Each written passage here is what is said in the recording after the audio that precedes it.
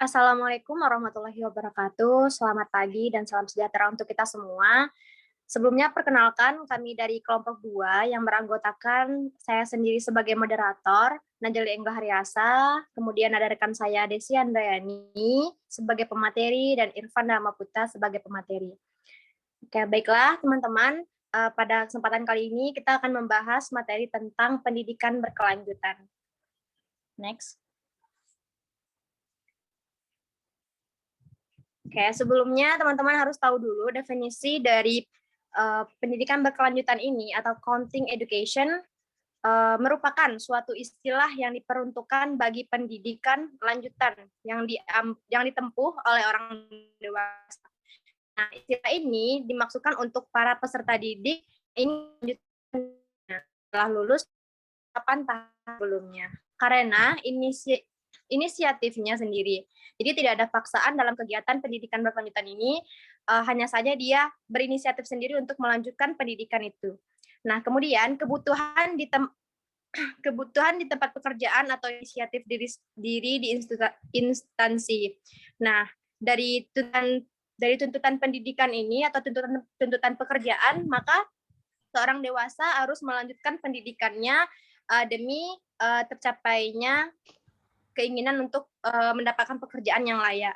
Nah, karena itu pendidikan berkelanjutan dapat berupa program sertifikat maupun program bergelar dan dapat dilaksanakan secara tatap muka maupun jarak jauh. Nah, secara tatap muka yang biasa kita lakukan di dalam kelas, nah sedangkan pendidikan jarak jauh itu bisa kita nalarkan, bisa kita lihat seperti saat virus COVID-19 yang sedang melanda negara kita ini. Nah, jadi kegiatan pendidikan ini tidak hanya terpaku di kegiatan pembelajaran tatap muka saja, namun telah difasilitasi dengan pendidikan jarak jauh.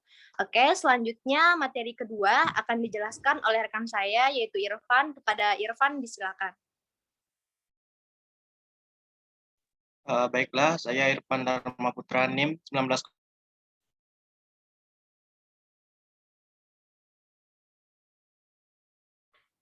Pertama itu ada komprehensif. Jadi komprehensif itu sistem lanjutan bercukup anggota. Yang kedua ada berdasarkan analisis kebutuhan, sistem pendidikan berkelanjutan menyelenggarakan tugas atau job relates dan relevan dengan kebutuhan. Selanjutnya berkelanjutan itu sistem pendidikan berkelanjutan menyelenggarakan pendidikan yang berkesinambungan dan berkembang.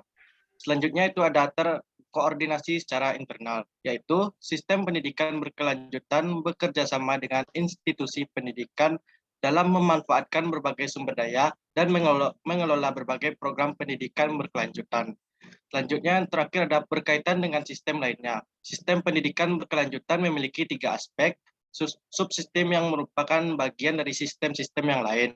Di luar sistem pendidikan berkelanjutan itu yaitu ketiga aspeknya adalah ada perencanaan, produksi, dan manajemen. Selanjutnya.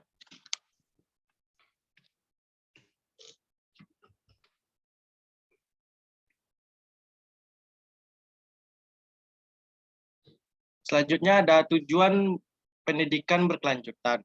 Pendidikan berkelanjutan diselenggarakan untuk melanjutkan dan meluaskan pendidikan dasar serta menyiapkan peserta didik menjadi anggota masyarakat yang memiliki kemampuan mengadakan hubungan timbal balik dengan lingkungan sosial, budaya, dan alam sekitar, serta dapat mengembangkan kemampuan lebih lanjut dalam dunia kerja atau pendidikan tinggi. Next.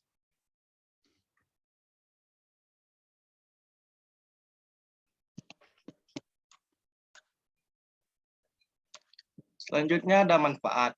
Manfaat pendidikan berkelanjutan ini memiliki manfaat untuk melanjutkan dan meluaskan pendidikan dasar serta menyiapkan peserta didik menjadi anggota masyarakat yang memiliki kemampuan mengadakan hubungan timbal balik dengan lingkungan sosial, budaya, dan alam sekitar serta dapat mengembangkan kemampuan lebih lanjut dalam dunia kerja.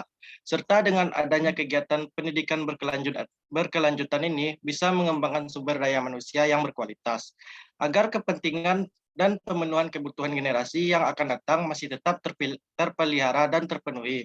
Maka penerapan prinsip dan konsep pendidikan berkelanjutan menjadi hal yang perlu diperhatikan. Baiklah, sekian materi dari saya kembalikan ke moderator. Oke, terima kasih Irfan. Materi selanjutnya akan dijelaskan oleh rekan saya, yaitu jenis dan bentuk pendidikan berkelanjutan. Kepada Desi, disilakan. Baik, terima kasih sebelumnya kepada moderator. Perkenalkan, nama saya Desi Andriani, NIM 19005.007. Baik, di sini saya akan menjelaskan jenis atau bentuk dari pendidikan berkelanjutan. Yang pertama, jenis dari atau bentuk pendidikan berkelanjutan itu ada latihan kepemimpinan. Yang kedua, peningkatan kemampuan manajerial untuk mengelola lembaga, keuangan, fasilitas, dan sumber daya manusia. Dan yang ketiga, yaitu pengembangan karir atau pengembangan diri. Di Indonesia, pendidikan berkelanjutan ini dilakukan oleh lembaga pemerintah dan swasta. Sebagai ilustrasi, semua departemen dan lembaga non-departemen telah banyak melakukan pelatihan, penataran, dan lokakarya untuk meningkatkan kemampuan staf dan pegawai. Perusahaan-perusahaan melaksanakan latihan peningkatan kemampuan kerja, organisasi sosial seperti swadaya masyarakat, menyediakan berbagai program penataran dan latihan bagi anggota masyarakat yang memiliki pekerjaan, lapangan usaha, atau untuk memasuki lapangan kerja. Selanjutnya yaitu ada kelemahan dan kelebihan dari pendidikan berkelanjutan. Yang pertama kita bahas kelemahan terlebih dahulu, yaitu kelemahannya penggunaan model pembelajaran yang bersifat konvensional, karena seiring berjalannya waktu, model pembelajaran yang digunakan di dunia pendidikan ini sangat maju dan bervariasi, sehingga membuat orang-orang dewasa pertengahan akhir itu kesulitan dalam penggunaan metode yang ada. Selanjutnya yaitu kelebihan. Di mana kelebihan dari pendidikan berkelanjutan ini, yang pertama yaitu dapat meningkatkan produktivitas kerja, yang kedua efisiensi, yang ketiga meningkatkan kualitas pelayanan, meningkatkan keterampilan kepemimpinan, meningkatkan kemampuan konseptual, dan meningkatkan karir, serta meningkatkan moral. Selanjutnya yaitu yang terakhir ada ancaman serta tantangannya atau SWOT pada masa datang dalam kajian teoretik maupun praktiknya. Ancaman yang kemungkinan terjadi dalam kegiatan pendidikan berkelanjutan ini, pada umumnya masyarakat terutama di Indonesia sangat minim pengetahuan sehingga mereka tidak mau melanjutkan kegiatan pendidikan yang ada. Kurangnya edukasi membuat masyarakat memiliki keinginan untuk lanjut sekolah. Tidak hanya itu, faktor ekonomi dalam keluarga membuat anak-anak di bawah umur banyak juga yang tidak melanjutkan pendidikan.